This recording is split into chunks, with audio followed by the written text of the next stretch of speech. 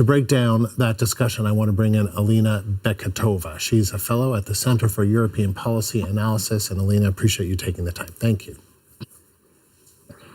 Thank you for having me. So Trump said he had a very good telephone call with Zelenskyy. What does this indicate? What could this indicate to you about where the leaders stand when discussing peace?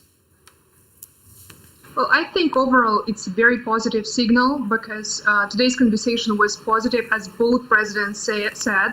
Agreeing it was productive. Trump stated that he had a very good telephone call with Zelenskyy, which lasted approximately 1 hour. And Zelenskyy also noted that this meeting of the team significantly helped in moving toward ending the war. So at this point, we are observing different tracks, the US and Russia, the US and Ukraine. And it's very important because the US is talking with both sides, and it's important that we are seeing particular results at this point. It's just in terms of negotiations, and we understand that negotiations will take some time, and we won't see the particular results right now. But we also heard from the president of Ukraine that Ukraine confirmed that we are ready to implement the stopping strikes on energy and civilian infrastructure, that it could be a key step toward peace. And the US also proposed an unconditional ceasefire on the front line, which Ukraine accepted. Also, teams will meet in the coming days in Saudi Arabia because they will be talking further and negotiating the peace deal. And Zelenskyy has thanked Trump for what he called a positive conversation. Now, this all comes after that heated exchange that we saw between Trump and the Ukrainian president at the White House just a couple of weeks ago, just over a couple of weeks ago. Did you expect things to shift so quickly?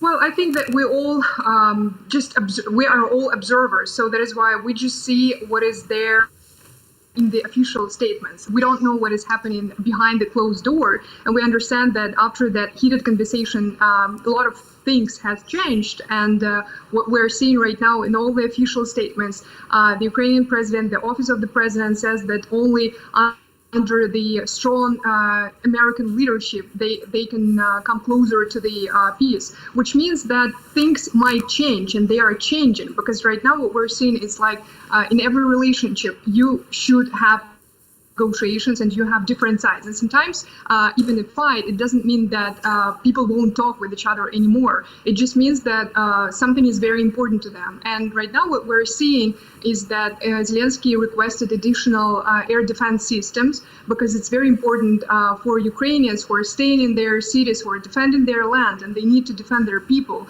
So, and President Trump also said that he will be looking for options, particularly in Europe. So we'll see, I think, how the shift will be evolving, and maybe there will be even more positive signals for Ukraine.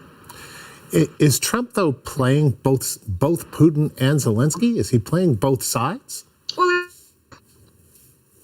it's hard to say at this point, because I think that it's just like two parallel tracks that are happening at the same time, because you have to talk with both. And right now what we're seeing, well, the president and his administration is trying to talk with the Russian president and the Russian side, but we also see that the same type of negotiations and communication is happening with the Ukrainian side. So it's basically just, you need, in order to end something, you have to talk with both, you know? So that is why what we're observing right now is just the typical process of negotiations. Even though one day we might feel one thing, the other day it might shift differently, because they are still ongoing. And this is what probably we will be observing in the nearest time.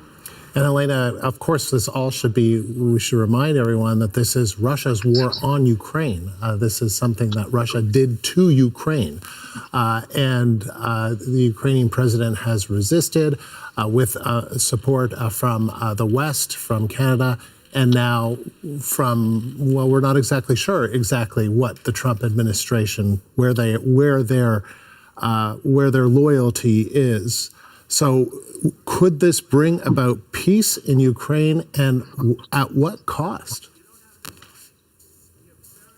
Well, hopefully you're quite right. Ukrainians are defending their land, and it was Russia who invaded Ukraine. So that is why in all type of negotiations, Ukrainians are asking the American side to be to help them to be from the position of strength, because only the United States, together with Europe, can bring Ukraine to this negotiation point. And a good signal, by the way, I haven't told you about that, probably you saw, that the US will continue sharing intelligence with Ukraine, despite Kremlin leader Vladimir Putin's opposition. So it says that, the American side is trying to do everything so that Ukraine was in the position of strength. But of course, we should understand that it was Russia who invaded Ukraine, a sovereign country. Elina, thank you. Elina Beketova is a fellow at the Center for European Policy Analysis.